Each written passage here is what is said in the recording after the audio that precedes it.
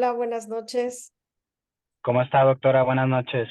Bien, muchas gracias. Súper feliz de poderme comunicar con ustedes. No, hombre, a usted muchas gracias por apoyarnos con la clase. Seguramente será de mucho provecho y gracias por compartirnos su experiencia. Pues No, son las 7, doctora. Cuando usted guste, pues adelante, estamos en tiempo. vale, sí, claro que sí. Vamos a compartir pantalla para poder empezar muy bien a tiempo y ya estamos. Pues gracias, doctor, por la invitación. Oigan, chicos, de verdad, para mí es un placer, un honor poderme estar comunicando con ustedes. Gracias al doctor por permitírmelo y de verdad que pues poder llegar a ustedes para mí es muy importante. Me preocupa muchísimo, ustedes lo saben bien, el porcentaje de reprobados del consejo. Me preocupa mucho cuando tocan temas que no son tan prácticos. Me preocupa mucho también las cifras de discapacidad y cada uno de los oftalmólogos tenemos la obligación de participar en esto y hacer una acción que modifique estas cifras de discapacidad. Y yo sé que este tema a algunos les cuesta un poquito. Entonces, vamos a tratar de hacerlo fácil. Me voy a meter desde lo más sencillo, por favor, pero hasta lo más nuevo para que podamos ir al paso de lo que ocurre en el mundo. Y de verdad, con muchísima ilusión, con todo el corazón puesto, pues hablar de esto que me preocupa y me apasiona mucho, que es la ambliopía. Entonces vamos a empezar. Por supuesto, tendríamos que mencionar las cifras porque es como podemos darle relevancia a este tipo de problemas, el que tengamos en el mundo 2 millones de ciegos, 100 millones de discapacitados visuales y que el 40% pudo haberse tratado. Eso es lo que nos preocupa, nos impacta y en el 2019 la OMS nos avisa de esta cifra de 2.200 millones de discapacitados visuales. O sea, si el planeta tiene 8.000 millones, entonces imagínense que está pasando más de la quinta parte, de los cuales prácticamente la mitad pudo haber sido evitado.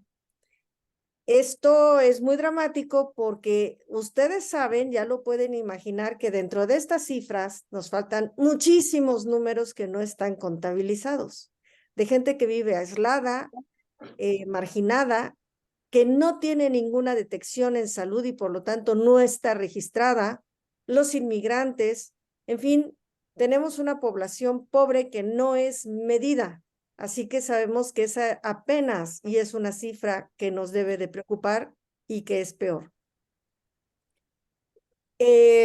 Como ven ustedes ahí, prácticamente 200 millones no tienen una causa que haya sido determinada y cada 5 segundos una persona se queda ciega en el mundo.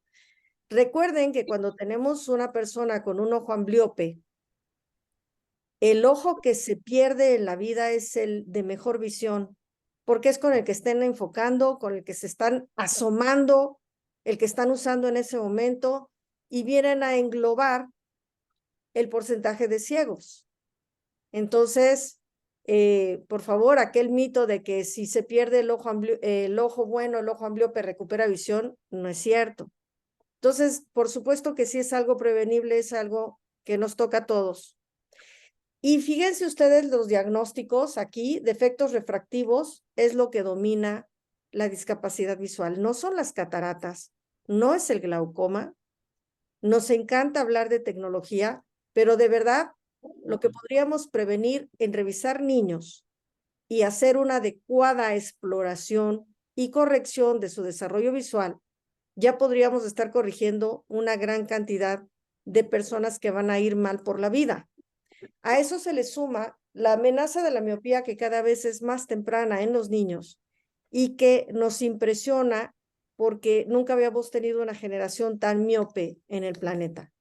Por supuesto que tendríamos que preocuparnos mucho, como ya lo mencionamos, en las personas que viven en zonas aisladas, de bajos ingresos, mujeres y niños como un grupo de discapacidad vulnerable, discapacitados de otro tipo que reciben el abandono, etnias e indígenas. Cuando yo vea que hay una diapositiva que le tienen que poner una atención, les voy a decir, ojo, chicos, porque esto viene en el examen del consejo o algún maestro, y no soy yo, en su examen del consejo les va a decir qué es la ambliopía. El término griego significa obtuso, ojos, ¿no? Es algo, una expresión un poco rara y habla de una discapacidad visual. Imagínense que ya Hipócrates la definía como una disminución visual sin causa aparente. Cuando ustedes dan una definición de ambliopía y dicen, es la disminución visual de un ojo comparado con el otro, en algunos libros dice 2 líneas de visión o más. Sin causa aparente, recuerden que están hablando de un tipo de ambliopía que no se determina, pero el que tengan una catarata congénita es una causa aparente y eso sería una ambliopía orgánica. Entonces, recuerden que esto que dice sin causa aparente aplica, por ejemplo, como para un estrabismo, porque no hay una catarata, no hay una interferencia en los medios que esté provocando la detención del desarrollo visual. ¿Ok? Y obviamente, cuando hablamos de baja visual, mucho antes de la baja visual, ya ha habido una pérdida en el desarrollo de la funcionalidad de esa vía visual, como por ejemplo, la primera prueba lesionada es el contraste. El contraste, para ver contrastes, se requiere de la primera información de binocularidad muy primitiva a nivel de corteza visual primaria. Antes de que un ojo no vea bien o podamos hablar de pérdida visual o de no desarrollo visual, porque como dijera mi amigo Jorge Gutiérrez, no se pierde lo que no se tiene. Al parar el desarrollo visual, lo primero que se dañó fue el contraste, ¿ok? Entonces ya ustedes podrán pensar, ok, entonces si le tomo la visión a los dos ojos y los dos tienen 20/20, ¿puede o no haber ambliopía? Claro, si ya hay una alteración de contraste, una alteración en el desarrollo, la medida no nos va a servir. Pero finalmente ustedes tienen que dar una definición de ambliopía en algún examen y tienen que ir poniendo más o menos respuestas que son las que se usan universales. La formación ocular es muy primitiva, o sea, imagínense en la época súper antigua, cuando solamente teníamos los primeros microorganismos, cubozoa, estas medusas ya tenían ojos y de hecho estas medusas tienen 6 receptores, como si tuvieran 6 ojos. El mejor ojo aparentemente en el mundo es el mantis marina, que llega a tener, como ven ustedes ahí, hasta 3 pupilas, llega a tener 16 diferentes pigmentos en sus receptores, en sus conos, y tienen las posiciones estereoscópicas hasta de 6 posiciones diferentes. ¿Por qué un camarón va a tener una visión tan fina? Seguramente para la supervivencia, y seguramente ellos ven mucho mejor que lo que vemos nosotros. Recuerden que la visión es aportada para la función cerebral. Este camaroncito no debe tener mucho cerebro, pero sí debe defenderse. Por cierto que es el mismo camarón boxeador que rompe los cristales de las peceras, por eso no se puede guardar en algunas peceras. Para que empezara la formación binocular, tuvieron que haber pasado unos cambios muy importantes en la bilateralidad de las estructuras cerebrales. Y esto empezó desde hace muchos años, aquí ustedes ven, a partir de este gen, yo digo Mr. Gap para acordarme, que separa elementos bilaterales en el cerebro, gracias al cual estas mutaciones generó 2 cerebros en los homínidos, a diferencia de un solo cerebro. Con 2 hemisferios, hemisferio derecho, hemisferio izquierdo, ya desde aquí voy a decir que no existe tal dominancia hemisférica, eso es un mito, y estas mutaciones que partieron también con la abuela Lucy, hicieron que nuestro cerebro, al estar separado en 2 hemisferios, requiriera de una formación de redes muy exquisitas para poderlos unir y para estar interactuando todo el tiempo, todas las horas, incluyendo cuando estamos dormidos, por supuesto. El siguiente mito es que no es cierto tampoco que trabajamos con el 10% del cerebro, o sea, trabajamos permanentemente con todo nuestro cerebro. y es impresionante cómo vamos guardando imágenes y dormidos creamos imágenes y hacemos cuentos. O sea, fíjense cómo el cerebro tiene una función a través de la imagen que se va captando desde niños para muchísimas funciones. Y obviamente no vamos a hablar del niño ciego porque no es el tema. No hay funciones vicariantes, el niño ciego no es mejor oído ni nada de eso. Y recuerden también que la siguiente pregunta es, ¿qué soñará el niño ciego, verdad? Estos elementos robo, estos genes robo, son los que van a dedicarse a señalizar las direcciones a diferentes lados para ir formando elementos bilaterales. De manera que esta binocularidad que se empieza a generar en todos los homínidos va a formar un sistema frontal exquisito. Recuerden que en el lóbulo frontal, a diferencia del neandertal, el crecimiento del lóbulo frontal en el Homo sapiens genera la memoria de corto plazo, en donde existe un elemento visual que se llama cuaderno visoespacial de memoria, en donde tomamos notas de las imágenes para el día a día y que no van a pasar a memoria de largo plazo, a menos que hayan sido muy impactantes, muy interesantes, como la charla del día de hoy, ¿verdad? Y luego tenemos un sistema hipocampal que también creció con el Homo sapiens, en donde las emociones se van a interconectar también con el aprendizaje, con las imágenes y con el resto de las formaciones de los diferentes lóbulos. Uno de los elementos más maravillosos en los mecanismos de atención visual es el pulvinar. El pulvinar que está como uno de los núcleos más importantes, los ganglios basales que abre a partir el sistema reticular ascendente y el sistema de atención a partir del estriado, que por cierto, ya lo voy a decir desde ahora, abre con dopamina y que hace la formación de la transmisión de la vía visual también. Un cuerpo calloso, exquisito y que termina de formarse incluso hasta después de los 25 años. Seguimos interconectando vías siempre. El sistema hipotalámico para el aprendizaje, el sistema límbico y las estructuras binoculares que van a estar distribuidas por todo el cerebro. Ustedes recordarán que en medicina nos decían que el segundo par craneal, nervio óptico, no es un nervio verdadero, es un tracto lleno de neuronas que va a atravesar todo el cerebro y no tiene como tal un origen real y aparente como dicen los otros pares craneales, porque no termina en corteza visual primaria, que es en el occipital, sino que va a difundir las redes visuales a diferentes elementos cerebrales, a todo el cerebro, según para qué actividad se requiera. La binocularidad en el Homo sapiens, entonces, fue formando elementos bilaterales y ya dijimos, ganglios basales, pulvinar, cuerpo calloso, área visual temporomedial, que es la más moderna, la más nueva en nuestra evolución, la corteza visual primaria occipital, que es la corteza cerebral de mayor celularidad de todas las cortezas primarias y que tiene 7 células binoculares en la capa 2, las vamos a ver más adelante, la corteza frontal para la memoria de corto plazo y el sistema hipocampal para la memoria de largo plazo. En el desarrollo del niño, el niño se está formando durante el embarazo y al nacer, todas las neuronas tienen que crear una sinapsis exquisita. Cada neurona puede sinaptizar puede tener hasta 5,000, hasta 50,000 sinapsis y ser atravesada por mucha información. Recuerden que no hay una neurona especializada para la visión, sino que dentro del cerebro los grupos de neuronas van a recibir la información múltiple y el circuito entra la información y va a salir de otra manera, dependiendo para dónde va la información.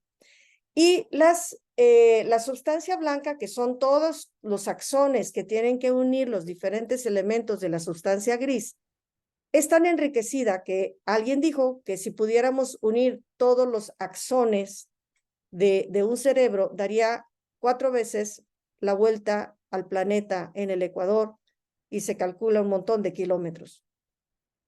En los 5 primeros años del niño es cuando más sinapsis se están haciendo por segundo por centímetro cuadrado del cerebro, pero también recuerden, como lo dijo Ponset, ninguna de tus neuronas sabe quién eres ni le importa. Su funcionalidad es la supervivencia de la especie, y recuerden que las neuronas que no están haciendo sinapsis se tienen que destruir. Al final, lo que se requiere es un sistema inconsciente de reptil y un sistema consciente de pensamiento. Ambos sistemas van dirigidos a la supervivencia. Estos elementos que estamos viendo aquí y que atraviesan todo el cerebro hasta llegar a corteza visual primaria y después se van a repartir por el cerebro, fueron muy estudiados, sobre todo aquí en las columnas de dominancia visual por Hubel y Wiesel, estos señores que les dieron el premio Nobel por la descripción de las columnas de dominancia. Y en esa zona de las columnas de dominancia van a estar acomodadas ya vías mezcladas.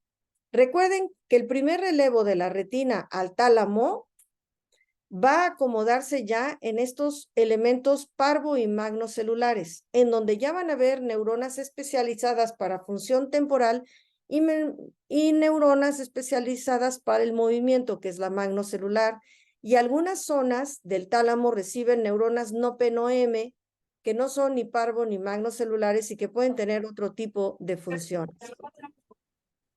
Al llegar a la corteza visual primaria occipital, las neuronas van a llegar a la capa 4, pero recuerden que ya llegan mezcladas. Después de mezclarse pasando el tálamo, en donde ya reciben en el quiasma neuronas de un ojo, neuronas del otro ojo y las vías nasales ya van mezcladas, al tálamo van a llegar de esta manera en las diferentes capas, y a las radiaciones ópticas, la parte posterior, ya van información en cada vía, tanto la derecha como la izquierda, ya vienen información de ambos ojos. ¿Se fijan por qué al llegar a la columna de dominancia no podríamos decirle ojo derecho y ojo izquierdo porque ya vienen mezcladas? Y no podríamos decir este ojo derecho está ambliope cuando lo que estamos registrando es su agudeza visual del comportamiento de esa vía visual, nos está dando un registro de una vía ya mezclada. Ahora, ya desde aquí podemos entender que cuando hablamos de ambliopía en un ojo, realmente están ambos ojos dañados, ambas vías dañadas. Lo que estamos diciendo es que en el procesamiento de la vía visual hasta el cerebro, que va así, y que aquí se va a hacer de manera ya mezclada en la corteza visual primaria, se van a agregar el aporte de otros elementos de corteza extraestriada. Esto es una unidad visual, se llama hipercolumna, y está constituida por 2 columnas derechas y 2 columnas izquierdas que van a recibir las vías en la capa 6. Recuerden que toda la corteza primaria tiene 6 capas, y van a ascender para encontrarse con neuronas de orientación y con manchas de color. Estas neuronas de orientación empiezan a dar las percepciones de contraste, incluso los bordes entre las columnas aportan contraste, y por eso ya son los primeros datos de binocularidad, y todavía no se ha repartido la imagen. Aquí en corteza visual primaria se va a aportar la información de B4 y B5, que son para color y para movimiento de la corteza extraestriada. Esto es una hipercolumna, es una unidad visual y está formada por esto que ya les mencioné. Y en la zona 2 van a ver un montón de neuronas horizontales para la interconexión de las vías que llegaron a la zona 4. Aquí está. Las neuronas llegan a la capa 4 viniendo del tálamo y van a ascender para unirse en la capa 2 por neuronas horizontales, y finalmente van a existir arriba las manchas de color que también van a aportar orientación y sentido a la imagen. Recordar que el color es uno de los elementos muy importantes también para la binocularidad. Al ascender a la capa 2, como vemos aquí, estas neuronas horizontales, esto es una fotografía, no es un dibujo, empiezan a interconectar la información que viene de cada vía visual en la capa 4, subió a la capa 2 y empieza a ser un enriquecimiento maravilloso de binocularidad. Y aquí más o menos es como llegarían en un esquema. Llegan a la capa 4, ascienden a la 2 y empiezan a repartir el flujo de información.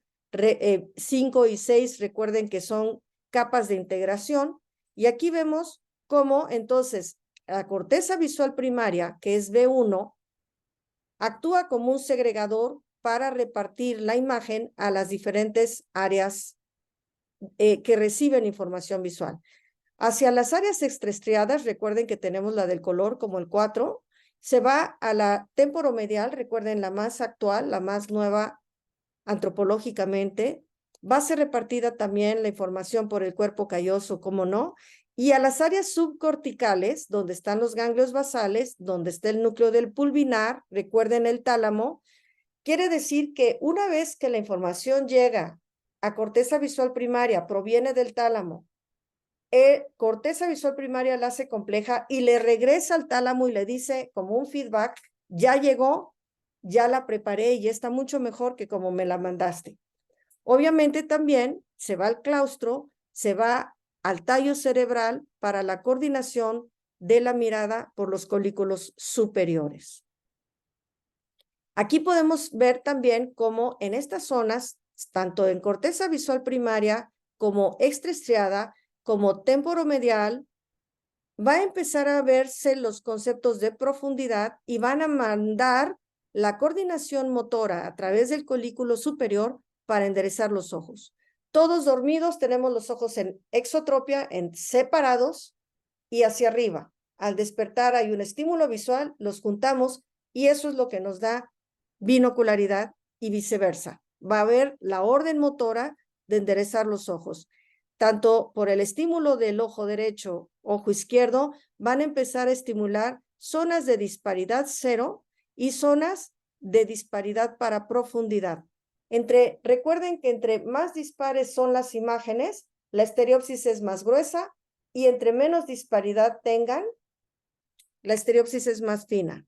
Recuerden que hablamos en ángulos como cuando se los enseñaron en secundaria.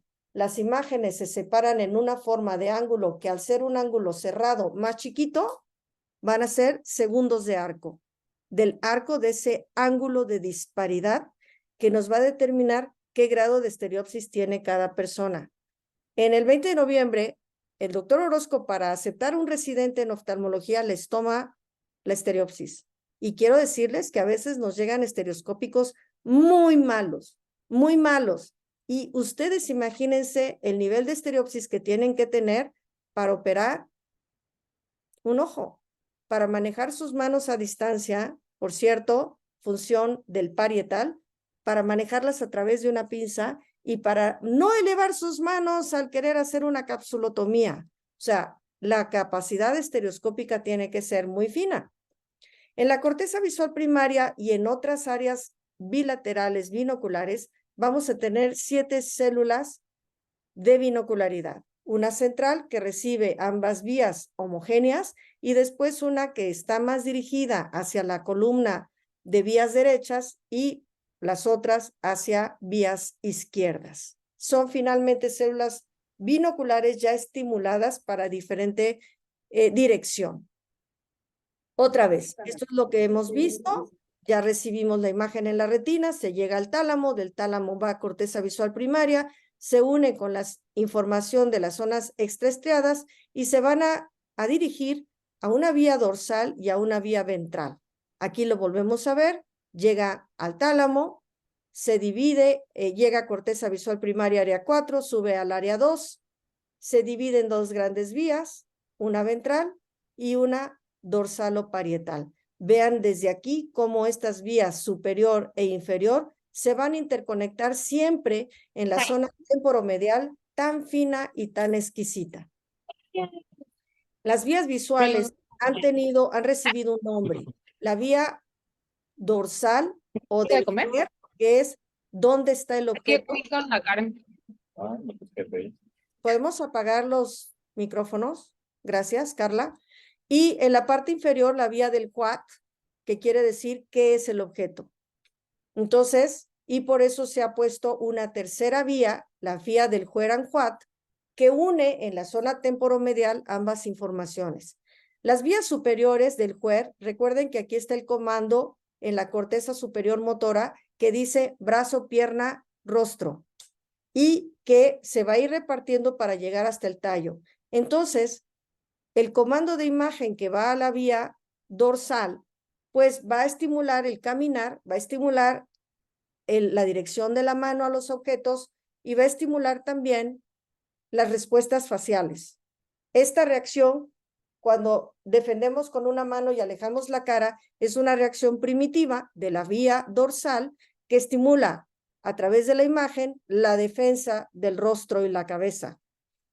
Y la vía inferior, la vía del Huat, que es la vía temporal, es lo que nos da el contexto del objeto. Cuando tenemos un infarto aquí, podríamos saber que es a lo mejor que es un vaso, pero no lo podemos agarrar porque tenemos mala control. Pero aquí, si hubiera un infarto aquí, a lo mejor podemos alcanzar las cosas si no sabemos qué cosas son. Entonces, vean cómo estas vías, a pesar de estar muy alejadas, terminan estando interconectadas en las zonas mediales. De manera que cuando el estímulo visual empieza a repartirse por todo el cerebro, vamos a tener el estímulo a la vía temporal, a la corteza frontal, a las zonas incluso auditivas de Wernicke, a las zonas dorsales para el alcance de la mano, y todo está ocurriendo simultáneamente. Y finalmente, entonces, esta imagen estereoscópica que partió de corteza visual primaria va a estimular neuronas de las vías magnocelulares, aquí, de las vías parvocelulares, de las asociativas y de las hipocampales, cada una con una función un poco más específica, porque, por ejemplo, en parvocelulares tiene hasta 6 zonas diferentes para la percepción de los rostros. Una de las cosas para la supervivencia de la especie es que identificamos a mamá al nacer, aprendemos el rostro de mamá, su olfato también, todavía no la vemos clara, pero identificamos más o menos sus rasgos también por raza y color. Así que finalmente esas neuronas nos van a dar una participación empática, que le llaman neuronas en espejo, y sin embargo, la búsqueda de los objetos, que es mucho anterior al reconocimiento de rostros, va en la vía magnocelular, que ya se está estimulando en el niño de 2 meses. Vean qué rápido es esto, qué temprano es esto si hay un daño visual. En el niño en el desarrollo prenatal, en los 2 primeros meses de gestación, va a llegar la célula de la retina más o menos en la semana 10. Vean qué rápido. La neurona de la retina va a llegar al tálamo. El primer tracto es muy rápido en su formación, pero del tálamo a la corteza visual primaria, la parte posterior que se llama vía córtico-fuga o tálamo occipital, tálamo cortical, es muy lenta porque es muy exquisita, es muy compleja. Entonces, mientras que la retina ya llegó al tálamo, todavía le falta el camino en los siguientes meses para llegar hasta corteza visual estriada, y más o menos va a empezar a formarse las columnas de dominancia visual en la corteza visual primaria hacia la semana 28. Alarma los prematuros. O sea, no tienen todavía sus vías visuales completas para cuando empiezan a morir sus neuronas por haber nacido. En el 4º mes embrionario ya tenemos 2,5 millones de células ganglionares. Al 5º mes embrionario, las neuronas del tálamo empiezan a partir hacia la corteza primaria. En el 6º mes embrionario empieza la muerte neuronal y baja a 1 millón al nacer, y empieza a morir más neuronas al nacer si no son ocupadas. Y en el 8º mes embrionario ya tienen que estar listas las columnas de dominancia de la corteza primaria. Imagínense lo que pasa en los prematuros. Primero, no les corregimos la edad como los pediatras. Segundo, están siempre tarde. Mucho menos decir, luego lo voy a ver. El nacimiento de un niño entonces va a depender su salud visual del programa genético que traiga, del desarrollo prenatal y de la experiencia postnatal. Es una de las funciones que todavía terminan de madurar mucho más allá de haber nacido.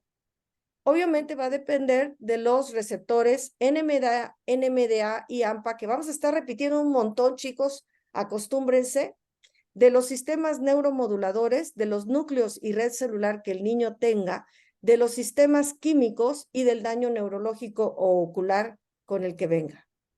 Si el desarrollo embrionario va sano y al nacer el nene logra la convergencia binocular, y estoy hablando de 2 meses, entonces los estímulos sensoriales van a lograr la calibración motora, van a estimular los circuitos de atención, el niño refina, calibra y logra la binocularidad.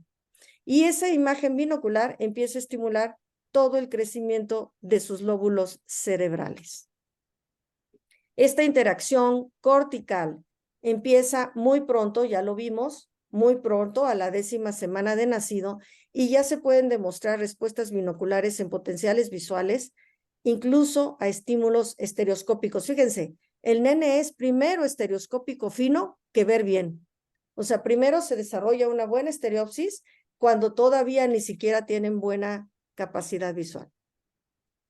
Entonces, si hay un buen desarrollo y el niño logró calibrar, va a haber binocularidad y el cerebro va sano. Pero si hay una alteración neuroquímica, morfológica, etcétera, y se genera la ambliopía, va a empezar a haber un daño sobre el sistema sensorial, motor, personalidad, inteligencia, aprendizaje, todo lo que el niño requería para estimular sus otros circuitos cerebrales.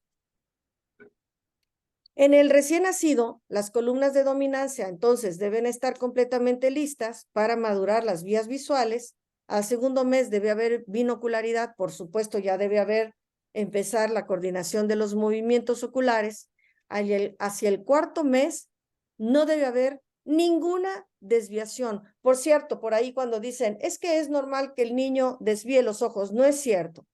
El niño hace exotropias y convergencia, Nunca es normal que un niño meta el ojo a los 3 meses. Eso no es normal. Entonces no podemos decirle a una mami, tranquila, vaya tranquila, que es normal que visquee porque tiene 3 meses. No es cierto, ¿ok? Y a los 4 meses, ningún niño, aunque sea prematuro, ningún niño debe desviar los ojos. Y empiezan los mecanismos de atención y de empatía, supervivencia, mucho más importantes. Y al 5.º mes, el niño ya debe dirigir la mano para aprehensión, que es un mecanismo neurológico muy exquisito, cuando agarra y suelta juguetes 1000 veces y la pobre mamá recoge y recoge todo lo que el niño tira, pues él está ensayando su prensión y su alcance al 5.º mes. Al 6.º mes ya empieza a tener habilidades visumotoras finas. Los mamás se emocionan porque dicen, mi hijo puede agarrar hasta una cosa chiquitita porque empieza el manejo de la pinza. Empiezan a hacer ya acomodación del cristalino, 6.º mes de nacido. Acomodación del cristalino, empieza el desarrollo de la visión cercana. Hasta los 2 años empieza el desarrollo más fino de la visión lejana.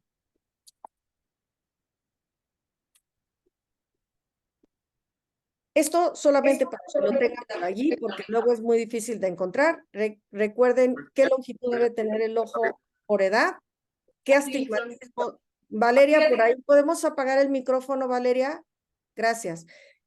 Podemos ver cuánto astigmatismo deben tener y podemos ver qué hipermetropía deben tener. También guiarnos de la agudeza visual. Siempre tenemos que tener presente cuánto debe ver un niño cuando lo estoy revisando. Y, por supuesto, quiero que vean de una vez que el más 0,50, lo último de hipermetropía, se debe ir hasta los 11 años. Si un niño se me va y desaparece su hipermetropía demasiado temprano, es un premiope. Entonces, por regla general, todos los niños en preescolar van a tener astigmatismo hipermetrópico. Mi obligación es saber cuánto tiene para saber en quién me adelanto y le pongo lentes. Y, por supuesto, ir midiendo binocularidad y si se está acercando hacia la hipermetropía en esta edad, y el riesgo de estrabismo acomodativo siempre va a haber la amenaza en los primeros años de vida.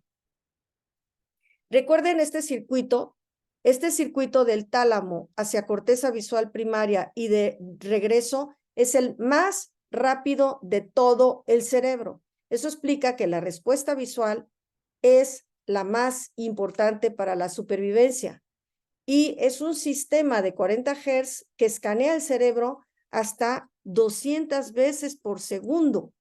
El sistema visual está mandando información visual antes de que ustedes lo piensen.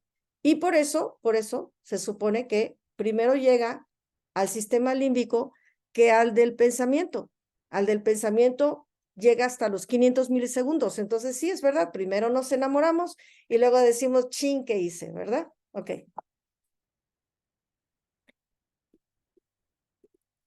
La ambliopía puede empezar ya incluso desde el momento embrionario y empeorar según la labilidad visual. En los libros ustedes van a, ojo, porque esto luego también viene en los exámenes, qué es el periodo crítico y qué es el periodo plástico.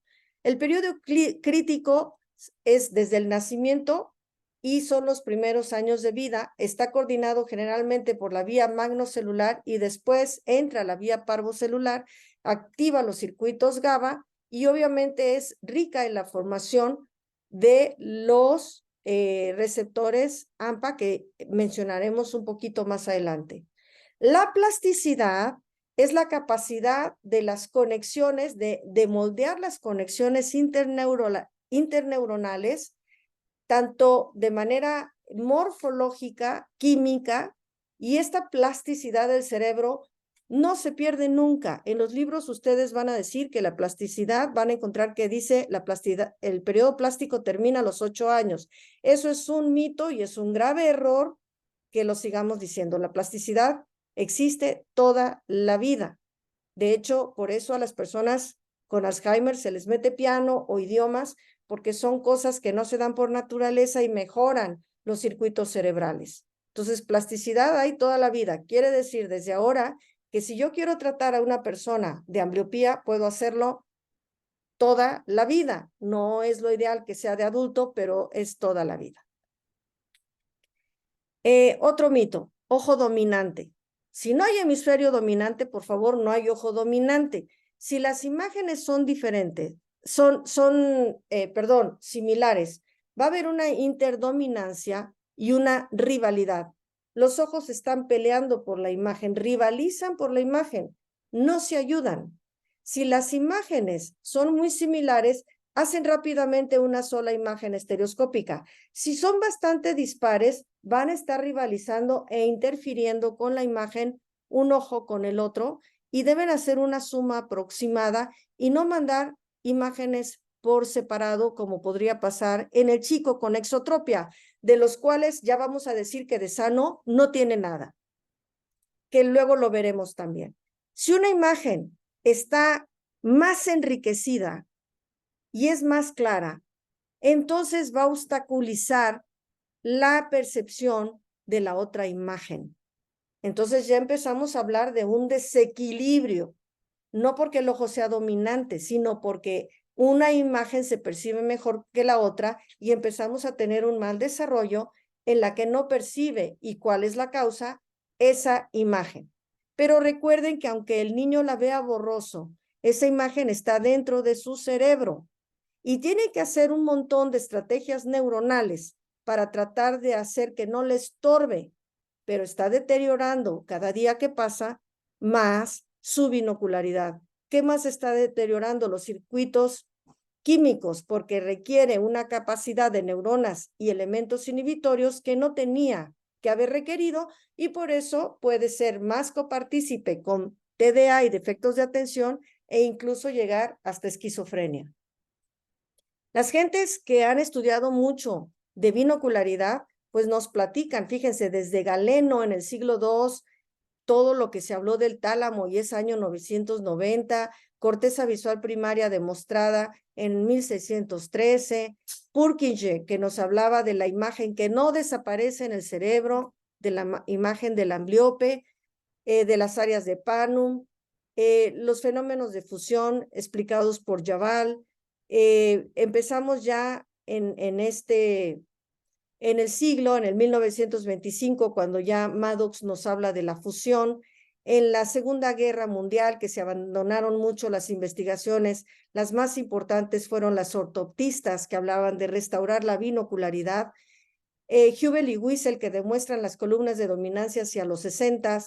Por supuesto, en México, los trabajos de Puig Solanes y en Canadá del doctor Von Orden, para restaurar la binocularidad lo antes posible. Nunca dijeron tratar el ojo ambliope, era restaurar la binocularidad.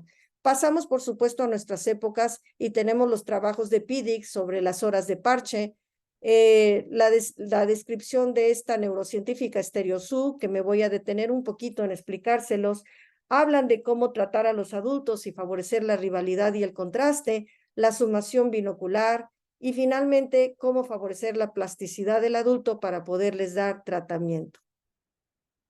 Sí, voy a decir entonces, insistir que si nosotros hacemos pruebas de contraste en vez de solo estar tomando agudezas visuales, podríamos tener un análisis más integral de las alteraciones visocorticales en la ambliopía. ¿Por qué pongo el rojo? Pues porque es uno de los colores más intensos que nos hacen elementos complementarios en binocularidad. El todo es más que la suma de las partes. No tenemos dos ojos para ir perdiendo uno por la vida, ni nos queda uno para que sea una función vicariante. Es porque heredamos una función cerebral que se llama binocularidad. Bueno, esto es una cosa que siempre les pongo. Si ustedes hacen un poco de visquito, podrían juntar estos dos corazones y decirme de qué color ven el del medio, porque cada uno lo va a ver diferente. Y eso demostrará la rivalidad que está teniendo ambas retinas en sus ojitos. Pero no tenemos mucho tiempo, se los dejo unos segundos y le cambio la diapositiva, ya me lo cuentan. Así que si yo quisiera dar una definición de ambliopía, tendría que ser un poco más integral y decir que esta discapacidad visual genera una atadura para la supervivencia, que es un daño cerebral, no dije ocular, dije daño cerebral, con inhibición neuronal, defectos sinápticos bioquímicos, mala integración, comprensión y conducción de la imagen, y las áreas cerebrales interconectadas van a recibir esa mala imagen, afectando el aprendizaje, la inteligencia y el adecuado desarrollo de la persona. Nunca dije, es la pérdida de dos líneas de visión entre un ojo y otro. La ambliopía siempre ocurre en la infancia, tiene causas diferentes, afecta ambas vías visuales, afecta primariamente las funciones espaciales, pero tiene efectos secundarios múltiples. ¿De qué depende el grado de la ambliopía? De la edad en la que se diagnosticó, del tipo de ambliopía, del estrabismo asociado, de la herencia, de los defectos refractivos, del tiempo de evolución, de los tratamientos y de los daños asociados. Y vamos a encontrar ambliopía orgánica o por privación, que es muy fácil explicar, una catarata congénita. La refractiva, que es la más común, cuidado con las anisopetropías, la diferencia de imágenes que se llama aniseikonia, y la estrábica, que puede ser por supresión binocular como en una endotropia o por supresión monocular como en una exotropia. Dicen, no, la exotropia no provoca ambliopía. A ver, mis chavos, díganmelo cuando hayan hecho pruebas de contraste y todos los elementos neurológicos en cada vía visual, ¿ok? Y la ambliopía sin supresión por desuso y la nistágmica. Alteraciones sensoriales que dan la ambliopía son un montón: fijación excéntrica, localización espacial alterada, frecuencia crítica de fusión de estímulos luminosos baja, fenómeno de amontonamiento, que es lo más común. Cuando vemos letras juntas, los niños no pueden verlas de en medio. Que la visión del ojo ambliope mejora cuando estamos en condiciones escotópicas y mesópicas, o sea, menor agudeza visual cuando hay demasiada luz o cuando tenemos un alto contraste. Y hay una alteración en la inhibición interocular y el ojo ambliope tarda en recuperar si no logra captar la siguiente imagen. Pero si ustedes tapan al fijador, el ojo ambliope puede dar una mejor visión en el momento de la exploración. Otras alteraciones mucho más importantes: el procesamiento visual, la integración del movimiento, las formas, los contornos, la simetría, los mecanismos de atención mantenida, los defectos de lectura, obviamente visumotores, la concentración, la argumentación, la toma de juicios, la memoria, la organización, la toma de decisiones. Es una bola de nieve que empeora y empeora y empeora. En este trabajo de mi hospital pudimos demostrar que los niños con ambliopía estaban en una inteligencia torpe y que después del tratamiento, al establecer binocularidad, habían pasado a inteligencia media, y incluyendo no solamente la global, que era muy obvia, la ejecutiva, que era muy obvia, sino también la verbal. El niño ambliope no habla bien. Los mismos estudios de Bayería nos reportan lo mismo, y estos estudios muy nuevos además nos demuestran la anomalía en el cerebro de reptil en las respuestas rápidas en los niños ambliopes. Si el niño está ambliope, en vez de ver una imagen así, pues ve una borrosa y una muy mala. Nunca dije una imagen buena, ¿verdad? No queda un ojo bueno. Este es el ojo bueno. Pues no, no hay ningún ojo bueno. Y esa imagen muy mala se distribuye por el cerebro en todas las áreas binoculares. Este trabajo de SPEC que hicimos en el hospital, en este niño visquito de 6 meses, vean ustedes, todo su hemisferio estaba dañado. Y con una sola aplicación de toxina botulínica, con los ojos derechos ya pasando prueba de Ward, todo el cerebro había mejorado.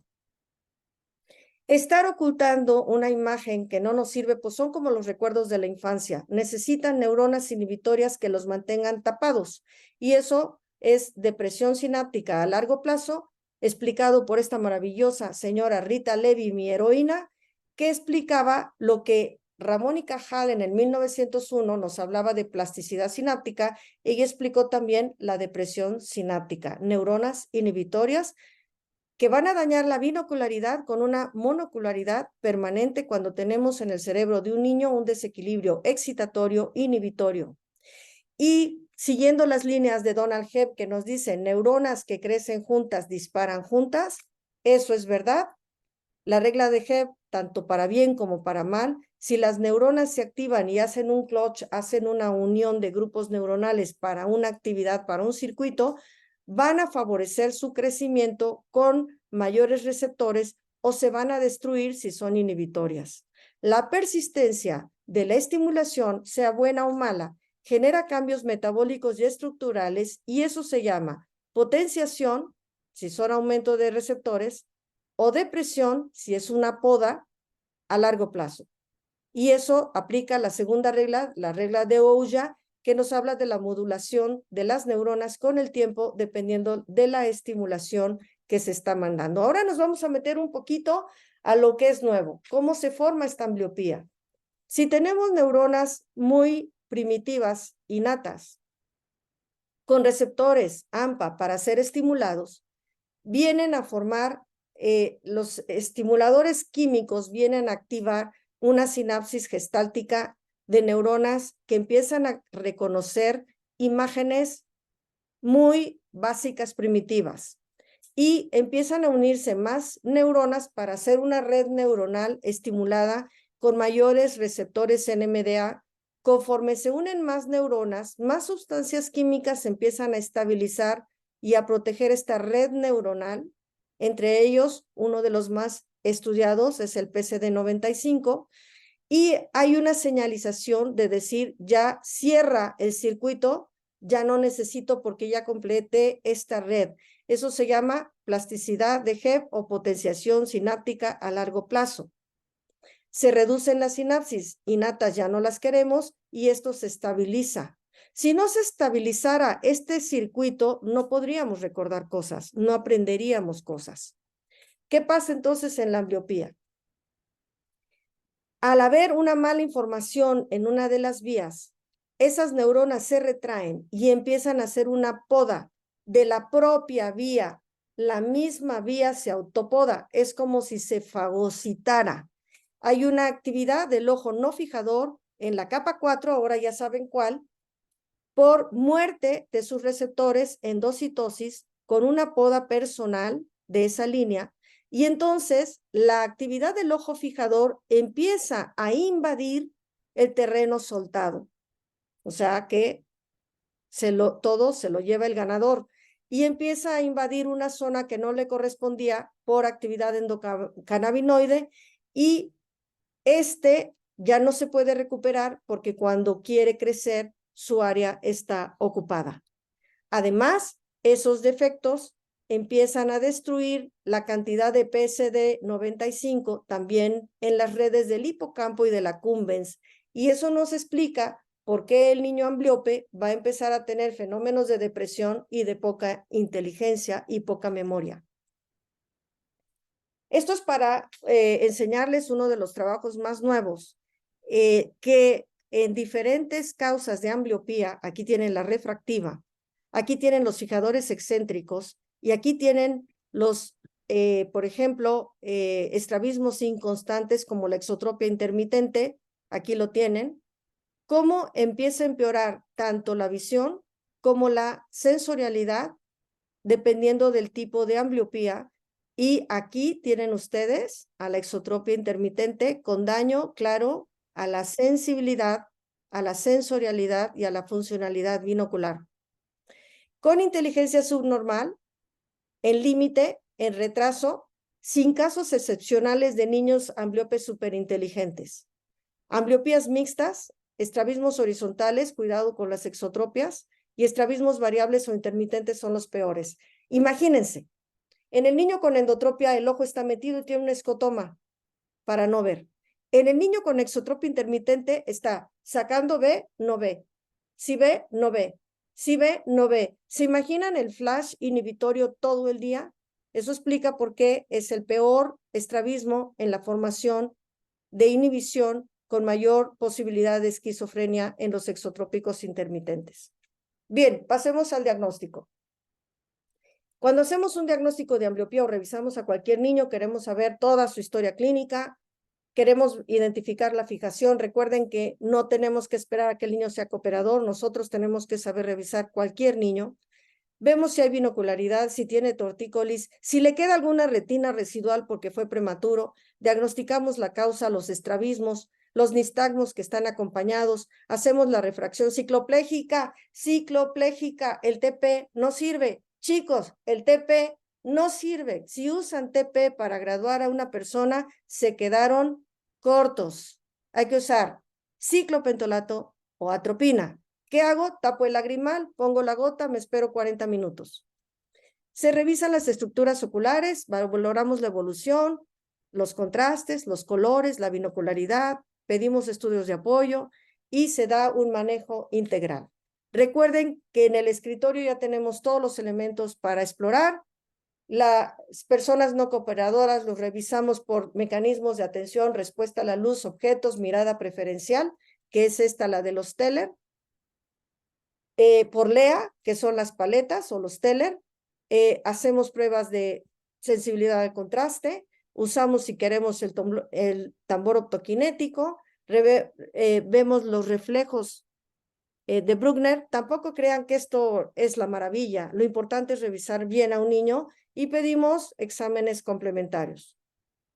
En una persona cooperadora usamos todas las cartillas, a mí me encantan los Lia-Hivarinen, que son estos, los prefiero a estos, y por supuesto la letra E, que es muy cómoda para los niños que nos imitan la mano, y pasamos a letras.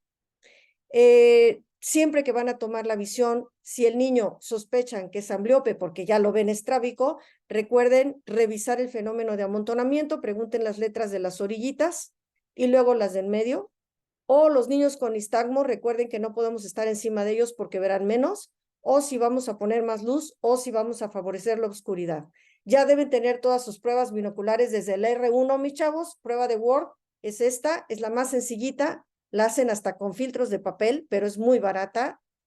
La prueba de estereopsis, la mosca es la más común. Las pruebas de Lang, que son muy cómodas, o el TNO, que es muy fino para trabajos de investigación. Otros estudios, lo que ustedes hagan. Este niño está haciendo una prueba de Bender y miren ustedes los dibujos que ponen. Esto es normal, esto es anormal, esto es anormal. Son pruebas de visumotoras psicosociales de inteligencia y psicodestrezas. Ok, ¿qué vamos a tratar? Ya sabemos cómo está el niño. Bueno, pues usamos todo. No se vale decir, es que yo no uso toxina botulínica, lo voy a operar. ¿Lo vas a operar? ¿A qué edad? ¿A poco vas a operar a un niño que está torciendo a los 6 meses y ni siquiera le has puesto sus lentes de hipermétrope? Entonces, necesitamos absolutamente todo, saber de todo. Y que es un videíto, son las pruebas binoculares. Ustedes saben que se usan mucho los jueguitos estos o las pruebas binoculares sin jueguitos, que son las tablas profesionales. Mejorar la visión. Siempre se empieza de manera monocular. Ya no sabemos cuánto debe ver cada niño.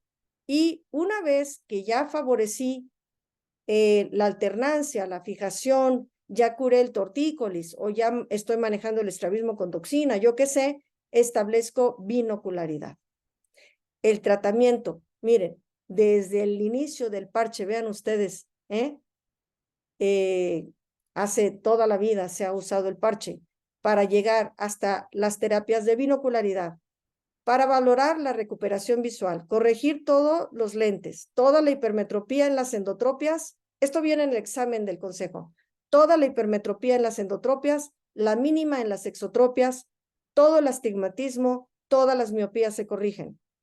Por favor, no usen equivalentes esféricos, eso no sirve. Pónganse ustedes un equivalente esférico y verán que no ve nada. Estimular la fijación del ojo ambliope, sí. La oclusión directa para la mejoría visual y para evitar la supresión.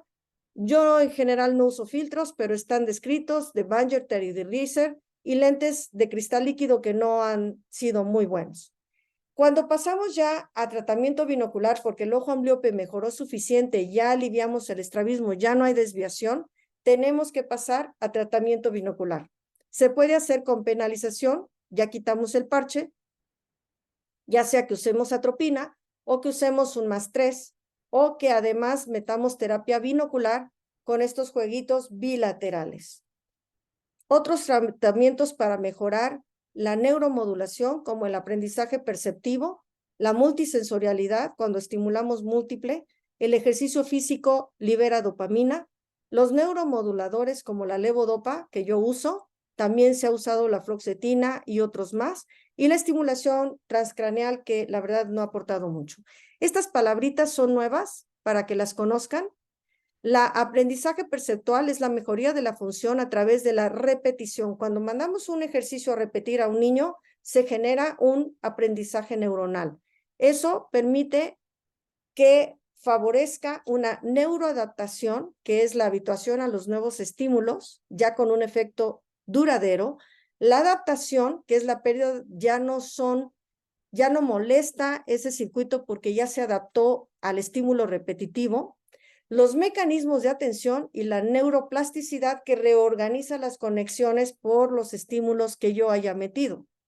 Quiere decir que si yo a un estímulo correcto le pongo ejercicios perceptuales, videojuegos, y de eso luego podemos hablar, ejercicios aeróbicos incluso, le parcho, le pongo terapia si necesito levodopa, van a haber cambios funcionales, va a mejorar el balance químico del cerebro, van a mejorar los mecanismos de crecimiento neuronal y va a cambiar la neurona, van a mejorar su sinapsis y finalmente convertir el cerebro en otro.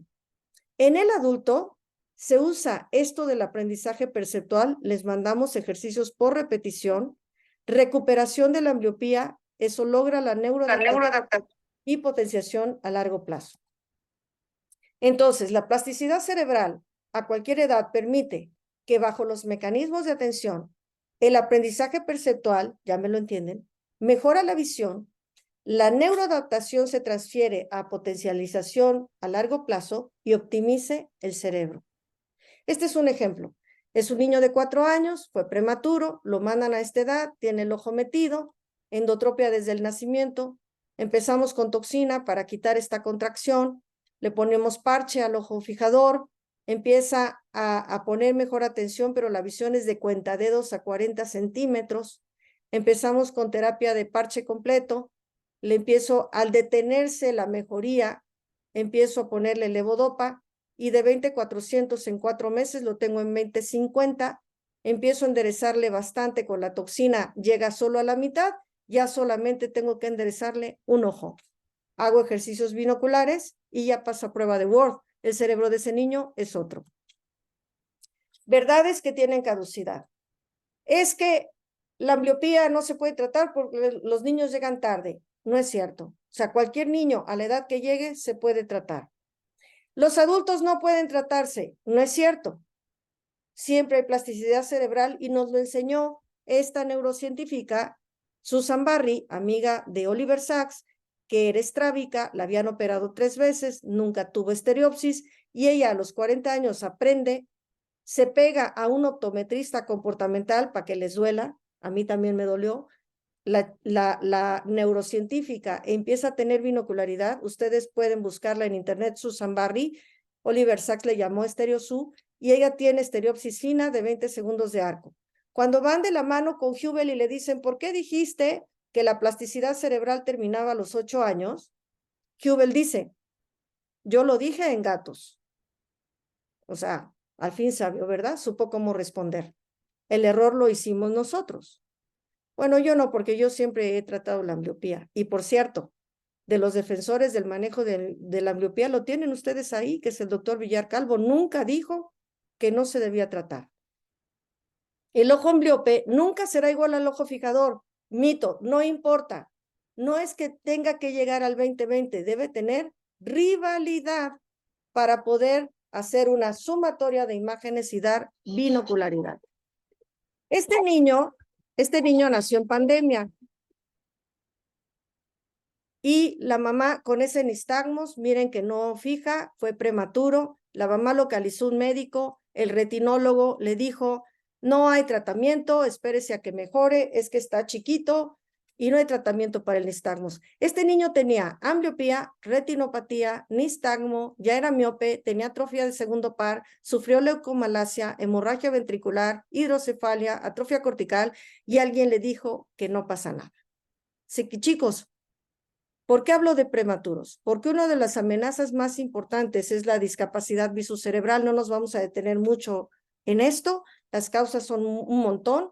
Los gemelos, simplemente por ser gemelos, el shaking baby, pero los prematuros tienen las 3 cosas más importantes para destruir un cerebro. Estas son las vías largas de una persona sana. Este es de un ciego que a lo mejor nació sin ojos, pero su cerebro está completo, y este es de un prematuro con todas las vías destruidas. No podemos decirles, espérate, ni corregirles la edad.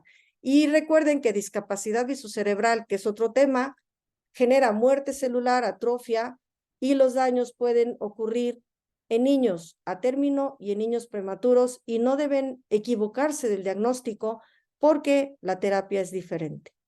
Bien, entonces tenemos diferentes estrabismos y ambliopías, son diferentes retos. La ambliopía tiene muchos rostros, hay que identificarla bien. Es la causa prevenible de pérdida de visión más importante en la edad pediátrica y el éxito es mejor cuando se trata a tiempo. Eliminar los tabús, es que no responde, cambio la estrategia. Es que no sé de ambliopía, pues aprendo. Es que no veo niños, no es cierto. Todos vemos niños, aunque vuelvan súper glaucomatólogos, súper retinólogos, lo que ustedes quieran ser. No hay un oftalmólogo que tenga en una puerta un anuncio que diga niños no. Si ustedes no hicieron pruebas de fusión después del tratamiento del estrabismo, no hicieron nada. Deben demostrar que ese niño que trataron de la ambliopía y le alinearon los ojos fusione, ¿de acuerdo? La investigación es muy amplia en ambliopía, bienvenidos todos. Se habla mucho de prolongar la plasticidad juvenil, reducir las sinapsis inhibitorias, aumentar la neuromodulación, etcétera. Hasta la optogenética no me voy a detener aquí, es para que ustedes lo puedan leer cuando quieran. Los 8 de la ambliopía. La ambliopía impide la binocularidad y la rivalidad, ya me lo entienden. Las supresiones en ambos ojos, no solo en el ambliope. Hay una persistencia cerebral de inhibición que daña el cerebro del niño. La suma de los problemas cerebrales empeora a ese niño. A mayor espera, mayor daño. Se pueden tratar todas las edades, todas las ambliopías, primero el lente y el parche, no operes hasta que no mejores la visión, revisa y reinicia.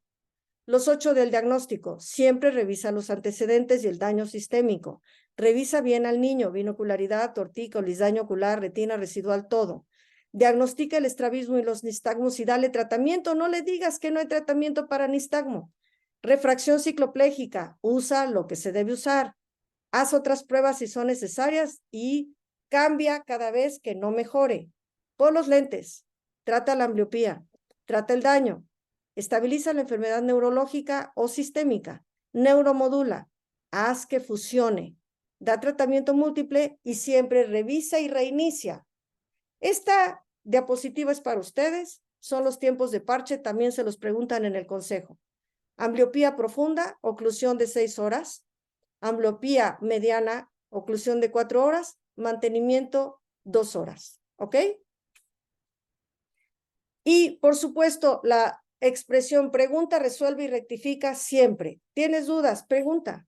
Pregunta al que sabe, apóyate. No vale la pena que digas, no sé de ambliopía, es que eso no sirve, yo no uso toxina, no sé refractar, yo no tengo ciclopentolato, no voy a ver niños.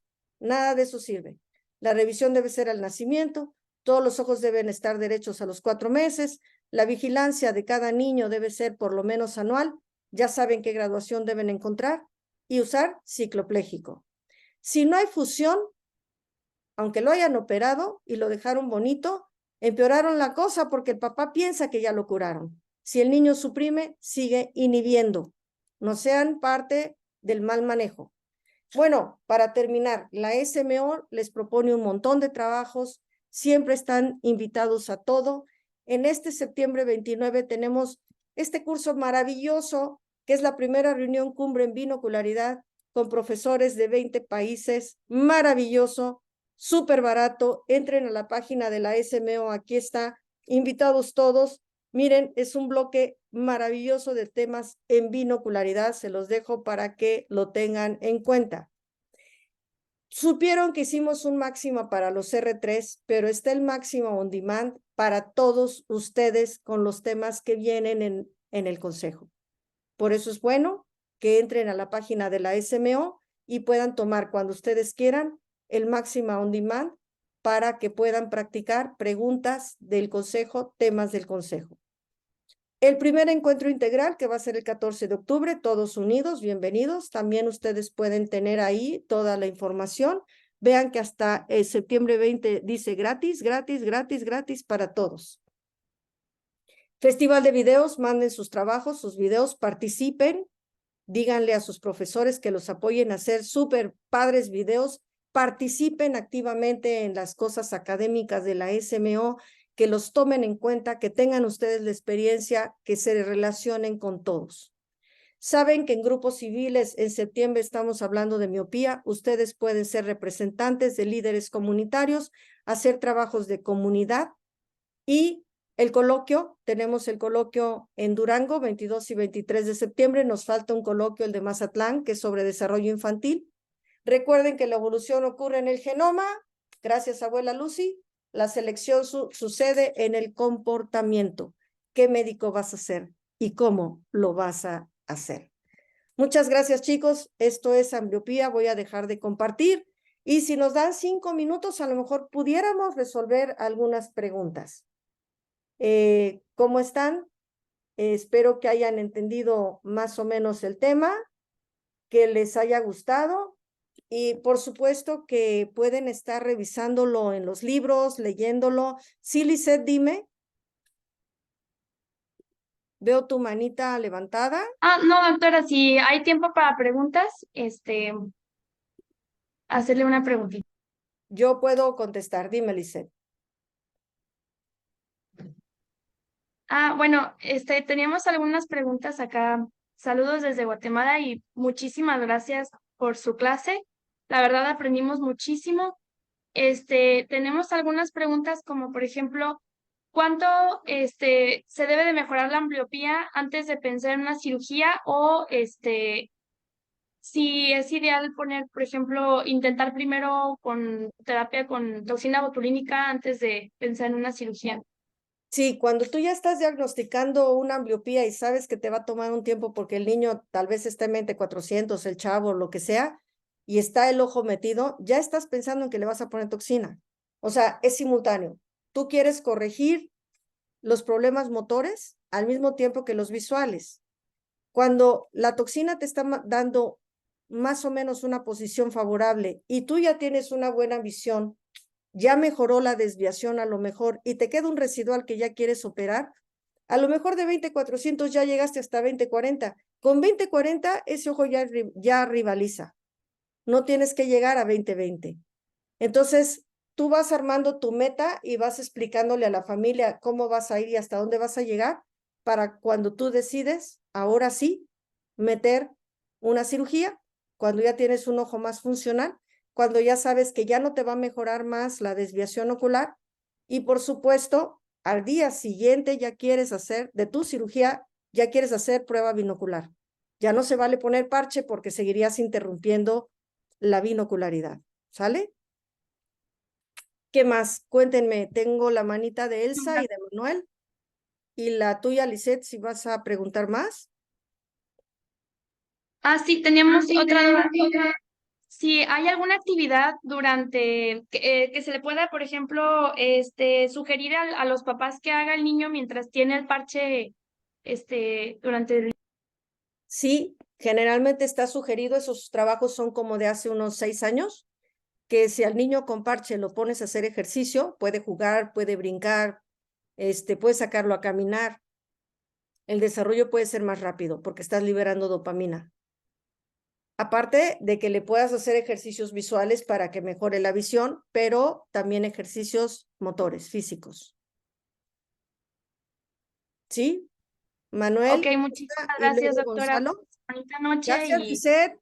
Besos nos hasta ubicamos. allá, hasta Guatemala. Los quiero mucho. Manuel Joya.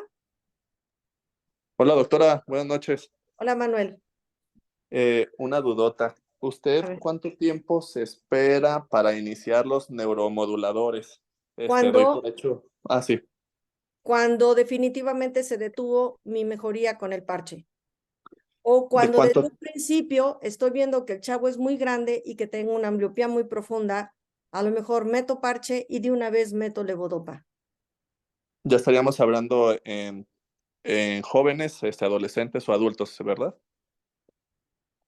O en niños y se detuvo la mejoría. Supón que tienes un niño con una ambliopía muy profunda de cuentadedos, empezaste parche de 6 horas y el niño no pasa de 20/400. Entonces le meto levodopa. Si le tienen un poco de miedo, ayúdense siempre de un pediatra, no del que diga eso no sirve o eso es para Parkinson porque ese no te va a entender. Y normalmente es de 1 a 3 miligramos por kilo. Les recomiendo empezar con 1 miligramo por kilo y si responde a esa dosis no tienen por qué incrementarla. Muy Ok, bien, gracias. Y ok. otra dudota, respecto a terapias, de rehabilitación visual de manera más activa, nos mencionó un poco, pero no sé cuál sea su experiencia personal sobre de estas. Usamos normalmente, pues, la penalización con atropina, ¿verdad? Farmacológica y el parche, Sí. pero algunas que sean más activas.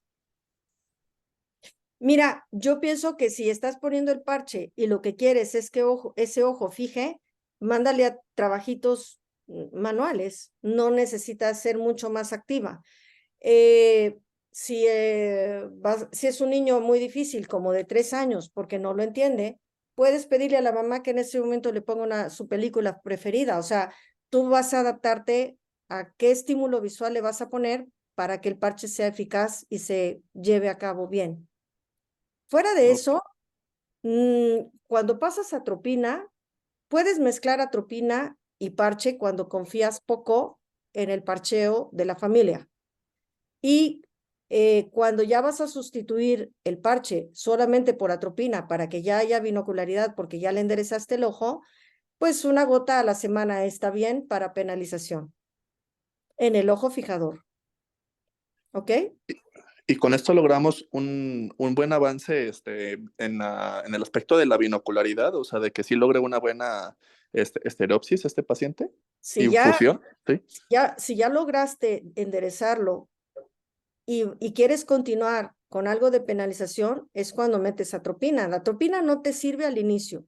No te va a servir nunca si el chavito tiene 40 de endotropia y ve 20/400. No te va a servir.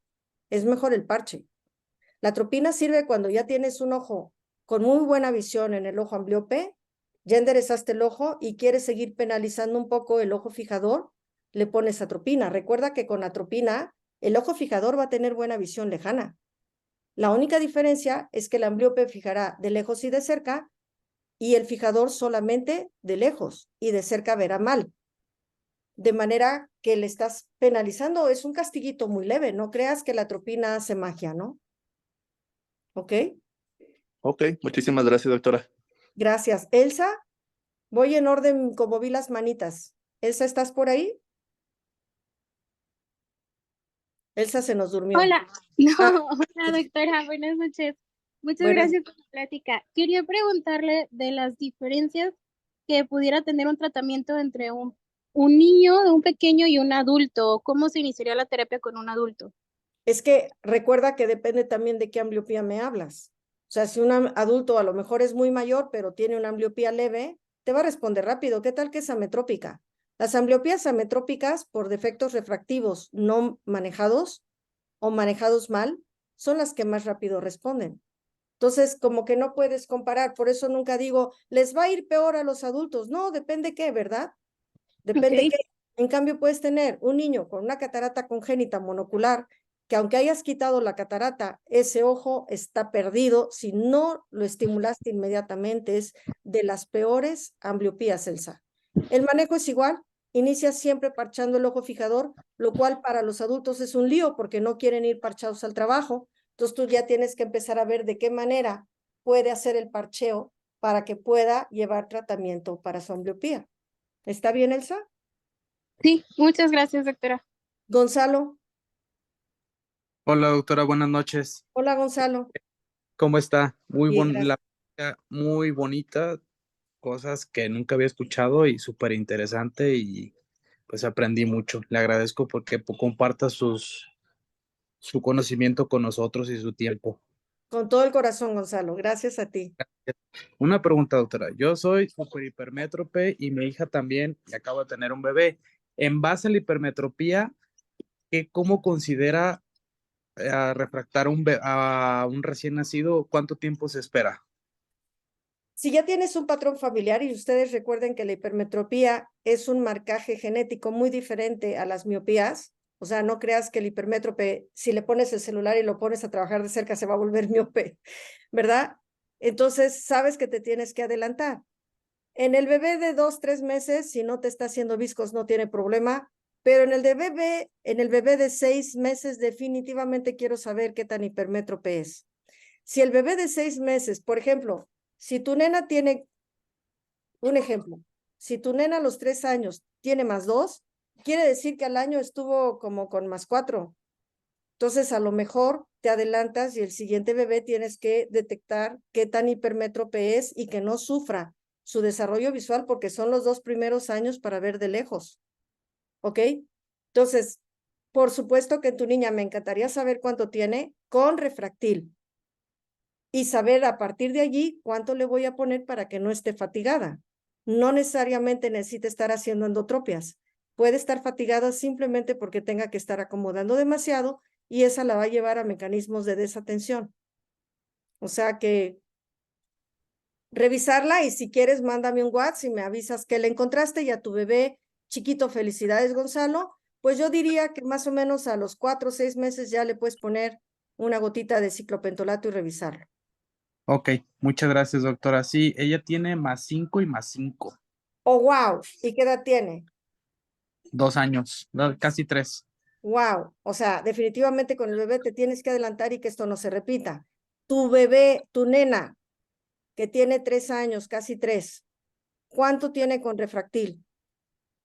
¿+5 o lo sacaste +5. con TP? No, le puse refractil. Ok, si +5. con refractil te mandó +5, sabes que cuando repites el refractil o pasas a atropina, ese +5 puede ser un +6. Yo te diría que si la nena no hace endotropias, mándale siquiera un +3 porque va a estar molesta. Mándale un +3, un +4, no la dejes sin nada, ¿ok? Si la nena te hace endoforias, mándale el +5. ¿Está bien, Gonzalo? Ya no te oí, Ya, Gonzalo. Espero que ok. sí. Ok. Sí, muchas gracias. Y en el bebé Sí, adelantarte, creo ¿ok? que se está cortando un poquito. Muchas gracias, doctora. Ok, Ok, gracias. Alexa, sí, claro que sí. Muchas gracias. Alexa, ¿estás por ahí? Ok, Manuel Rodríguez, Hola, doctora, perdón, sí, aquí estoy. dime, Alexa. Doctora, le quería preguntar, en su experiencia, aparte de levodopa, ¿qué otro medicamento utiliza? En ¿O con qué mayores, tiene más experiencia? citicolina y en niños que he tenido con lesión neurológica, fluoxetina, pero definitivamente definitivamente mi preferida es la levodopa.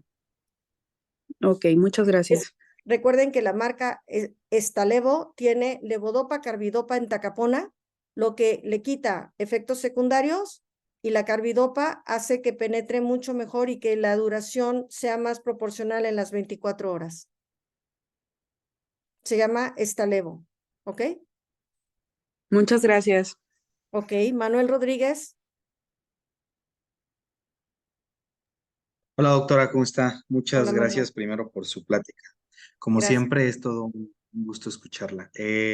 placer para mí. Mi pregunta es, ¿realmente qué tanto afecta la hiperestimulación en los niños? O sea, vamos, por ejemplo, nosotros creo que no somos pocos los que tenemos casos en los que a los niños desde una edad muy temprana están muy expuestos a teléfono, a tableta, Ah, ok. a televisión. Entonces, Esa eh, hiperestimulación. exacto. Entonces, realmente, ¿qué tanto esto se convierte en un factor de riesgo Ujú. para el desarrollo de ambliopía o en caso de algún otro problema también aplica? Recuerden que por regla general, la evidencia es el trabajo cercano. El trabajo cercano nos va a llevar a niños miopes por estimulación de desenfoque en la retina periférica y un desencadenamiento de lesiones de deformidad del ojo miope. Es el trabajo cercano. La hiperacomodación permanente, el estímulo de una colágena inadecuada, flexible en el niño, hace que se deforme el ojo y nos lleve a estas miopías. Y la suma de meterle un celular, hay muchas teorías sobre la luz azul que emite un celular. Entonces, como médicos decimos, ningún celular a niños menores de 7 años. Y en el de 7 años digo, no te voy a autorizar el celular. O sea, sigo siendo una bruja, ¿de acuerdo? Es mejor que oigan que el médico dice que no. Y ese es el daño que estamos favoreciendo. La hiperestimulación, como dices tú, más bien es por el trabajo cercano de los niños en preescolar y por el uso de cercanía de los aparatos digitales. Entonces, lo que pedimos en los niños de primaria, si es que tienen tareas, es que cada 20 minutos hay que interrumpir la fijación cercana, mirar a lo lejos, descansar la mirada, salir al infinito, a tomar el sol porque es mirada al infinito, y no uso de penumbras como lamparitas de cama para lecturas de cuentecitos, pésimo. Ese tipo de cosas se las repetimos a todos los papás que van con niños en crecimiento. ¿Está ¿Y bien? usted cree? Sí, nada más una última cosa, Sí. para que vaya el siguiente. ¿Usted cree que este tipo de prácticas se conviertan en un factor predisponente para la ambliopía en un punto del futuro? Para la miopía. Para la ambliopía, no. Para la ambliopía, si no detectas, el peor de los defectos es el astigmatismo hipermetrópico. La Ujú. miopía no ambliopiza tanto porque el niño ve de cerca, ¿no? Ok. Entonces, el niño puede estar desatento porque con un -1 ya no vea bien el pizarrón, pero de cerca está fijando, se distrae. Entonces, no es un factor, el trabajo cercano y miopizante es un peligro para la miopía, pero no para la ambliopía. Pero el defecto astigmático hipermetrópico sí es un verdadero problema para la ambliopía. Listo. Gracias, doctora. No, encantada. Terumi, ¿estás por ahí? Qué gusto, Terumi. Hola doctora, buenas noches. Hola, Antes que corazón. nada, muchas gracias por la plática. Gracias. Me quedé con una pregunta sobre los parches. A ver. Al momento de realizar una oclusión con parche, ¿tiene alguna diferencia en el resultado si son las horas seguidas o espaciadas? Porque muchas veces, Nunca deben ser espaciadas, debe ser continuidad. ok, sí, porque luego los niños no soportan mucho tiempo con los parches y dicen los papás, es que apenas se lo pongo 5 minutos y se lo está arrancando y se llevan toda la ceja. Y hasta se lo comen. Fíjate Sí, que una mamá me dijo, y siempre se los digo a las mamás, una mamá me dijo, mire doctora, le pongo un chiquito así y uno de adulto así. Cuando se arrancó el de adulto, no le dio tiempo a arrancarse el otro y me da tiempo a corregir. Recuerda que todos los niños se habitúan por hábito. Se habitúan por hábito, ¡ay, qué horror! Se habitúan. Con 3 días estableces hábitos. Entonces, creo que el mayor problema son los papás que no establecen el hábito. Entonces, son sobre los que tienes que trabajar y decirles, hágale de esta manera, pero nunca aceptes negociaciones. ¿Ok? Va, muchas gracias. No, ¿de qué? Saludos, querida. Jorge Alfredo. Alfredo, qué gusto saber de ti. Ya veo que tienes la manita alzada. No te Hola, me doctora. duermas. Buenas noches, ¿cómo está? ¿Cómo estás? Bien, bien, aquí en Guatemala escuchando su plática, muy Ah, interesante. qué gusto, qué gusto. Me da mucho gusto saludarte. Igualmente, doctora. Casi te querría decir futuro corneólogo, pero a lo mejor enderezas tu camino. Doctora, una preguntita. Dime. Sí, mire, a mí me ha tocado ver cómo usted ocupa la toxina botulínica, pero esta duda siempre la he tenido. ¿Cuántas dosis o cuántas aplicaciones de la toxina podemos ocupar en un mismo paciente No hay hasta... límite. No hay límite, no hay límite. Recuerda que si tienes un niño con epilepsia, a lo mejor tienes que ponerle una toxina por lo menos cada año, porque te va a recaer. Y eso no quiere decir que no lo puedes tratar. No hay límite. O sea, la toxina no deja una memoria en los músculos por la que ya no puedas ponerla.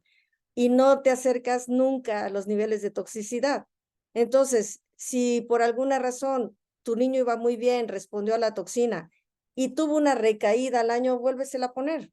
Claro, cuando tú ya te acercaste a un buen resultado con toxina y ya quieres algo más definitivo, puedes pasar a la cirugía. Pero recuerden que con toxina, con un promedio de 1,5 aplicaciones, pueden corregir hasta el 60% de los estrabismos, de los niños con estrabismo.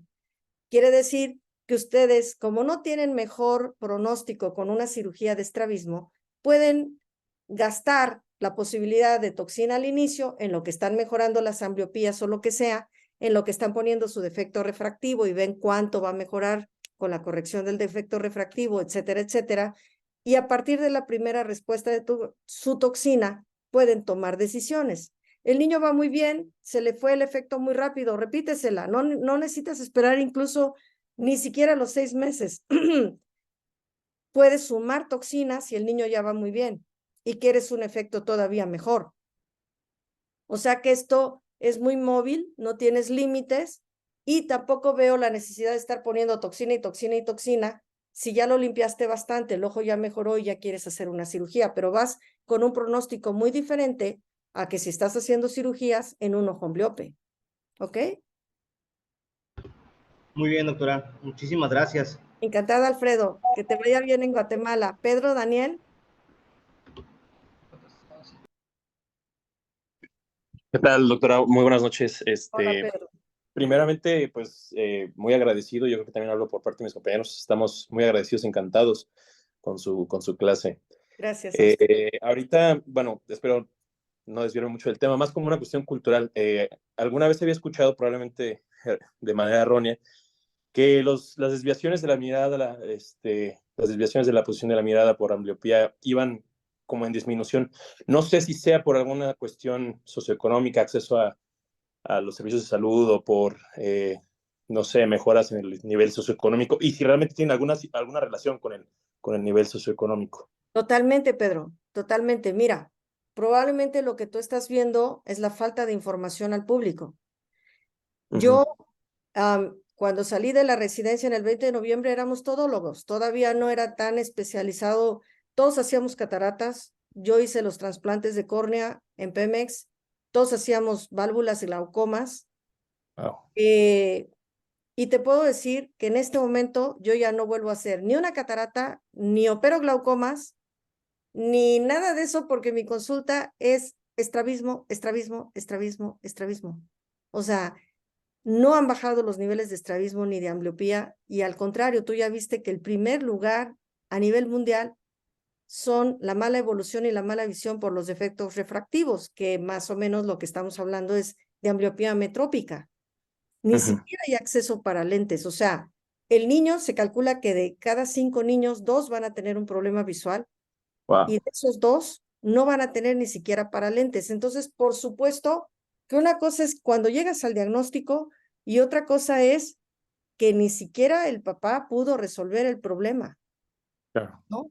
Y que esto del estrabismo es tan nuevo, porque te puedo decir que en los 90s habían campañas así a destajo de operar niños con estrabismo, los dejaban bonitos, derechos, y la ambliopía nunca se trató, porque en México había abanderado la idea de que para qué tratas la ambliopía si no sirve de nada. Por fortuna vino el boom de las neurociencias. Esto es fascinante porque han cambiado radicalmente un montón de mitos que existían y eso nos permite tener más claridad de conceptos de qué queremos lograr con una persona ambliope y que sepamos detectarla, ¿no? Por eso cuando ustedes abren un libro y dice que la ambliopía son 2 niveles de visión perdida comparado un ojo con otro, se te hace obsoleto porque dices, oye, mucho más que eso, si hicieras pruebas de color y de contraste te enterarías a lo mejor que un mismo ojo en 20/20 está ambliope, porque se basó mucho en la agudeza visual y no en la interacción binocular. Y lo primero que yo les pido desde el R1 es que sepan binocularidad, o sea, la primera clase de medicina eran ojos 2, pero porque la función que debemos salvar es la binocularidad. Entonces, por supuesto que lo primero que tendrían que tener ustedes más que una .12 es una prueba de binocularidad, es su prueba de Worth, que es súper útil para niños. Y luego su prueba de Titmus, que además son bien baratas, o sea, son más baratas que una .12. Y ya con eso podrían estar haciendo diagnósticos maravillosos y preventivos. Cuando todos quieren dedicarse a catarata, están haciendo un sesgo de tratamiento de personas adultas, de 60 para arriba.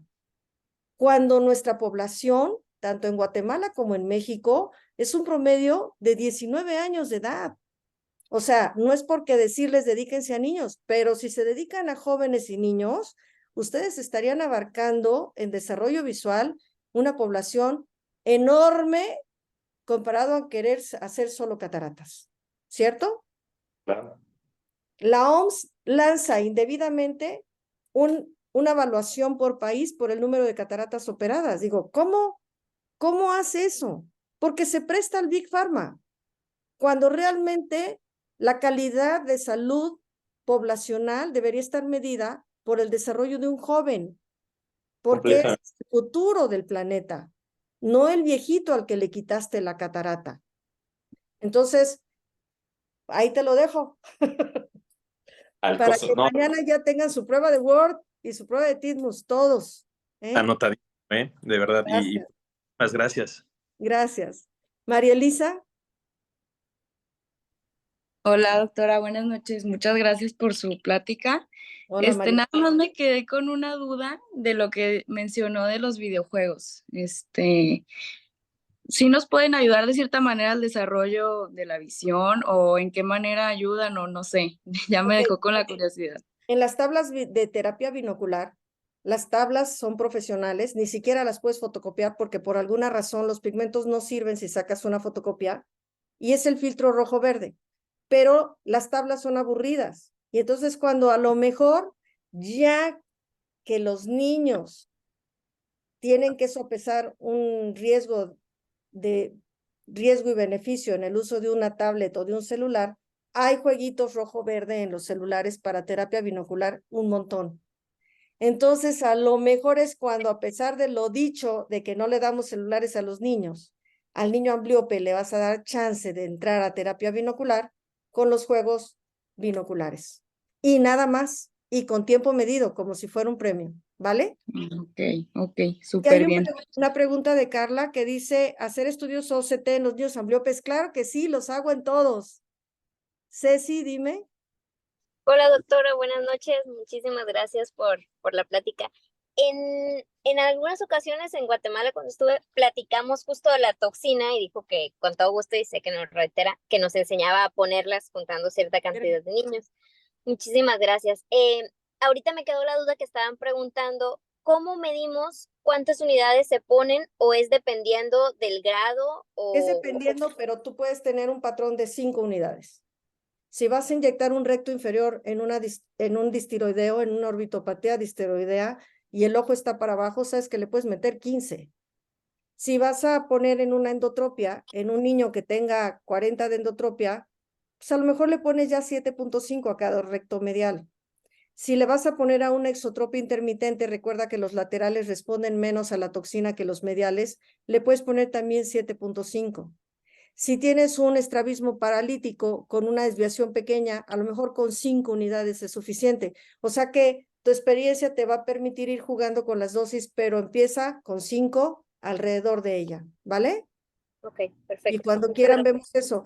Chicos, recuerden que mañana yo quise prepararles nistagmo porque es uno de los temas más complejos y pasado mañana paralíticos. En paralíticos vamos a ver un poco toxina, ¿ok? María Elisa, por ahí, ¿alguien más? Ah, ya, perdón, ahorita bajo la manita. Ah, ok.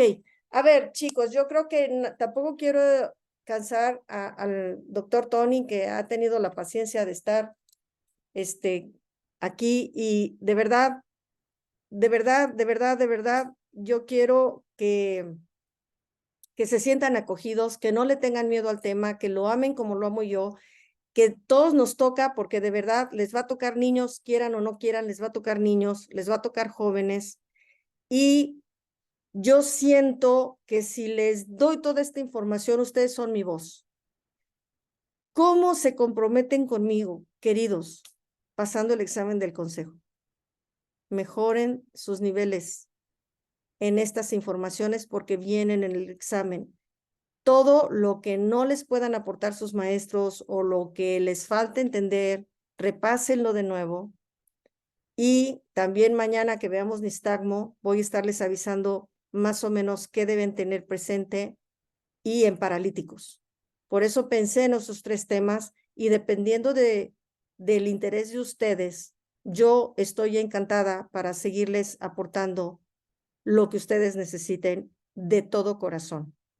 Desde ahora, siéntanse mi voz y pueden con toda confianza transmitirlo cuando sea necesario, preguntarme cuando sea necesario. Si no lo sé, lo averiguamos, lo discutimos. Si no lo pueden hacer, lo que sea, de todo corazón, de verdad. Y bueno, pues yo los invito siempre a todo lo de la SMO, porque ahorita pues estoy de presidente, el año próximo ya no, pero no importa. Lo que vamos dejando es lo que importa. Ustedes tienen el futuro abierto adelante y les juro que tendrán que manejar mucho de esto ya en la consulta. Y a veces cuando ya estamos solitos con nuestro primer paciente, ya decimos, ¿cómo era la cosa? No se apaniquen. Y desde el día de mañana, si en la consulta les toca un niño, les toca un joven, revisen. Si no tienen ciclopentolato, cómprenlo. Todavía hay un buen lote de Laboratorio Sofía. Guárdenlo como si fueran sus diamantes. Si le van a regalar a alguno de sus compañeros una gotita, se vale. Pero cuiden su refractil, cada quien cuida su refractil. Si no tienen refractil, recuerden que sí hay atropina. Van a dejar dilatado a la persona como 10 días, sí, ni modo. Pero refractil sí hay, consíganlo. Sobre todo ahí en Guadalajara hay. Que sus amigos de Guatemala se lleven su refractil de aquí. Creo que en Guatemala falta todavía más. Y ya me dijeron, Laboratorio Sofía, que sí va a seguir produciendo refractil. Así que sí tenemos, háganlo bien, aprendan a hacerlo. Y nada, adelante. Muchas gracias a todos. Descansen ya y nos vemos mañana para el tema de nistagmo. Tony. Gracias, doctora. No, pues agradecerle su tiempo y nos vemos mañana. Muchas gracias. Muchas gracias. Que descansen a todos. Hasta Bye. luego. Gracias, doctora. Hasta luego. Gracias. Gracias, doctora. Gracias. Muchas gracias. Buenas noches. Gracias a todos. Gracias, doctora.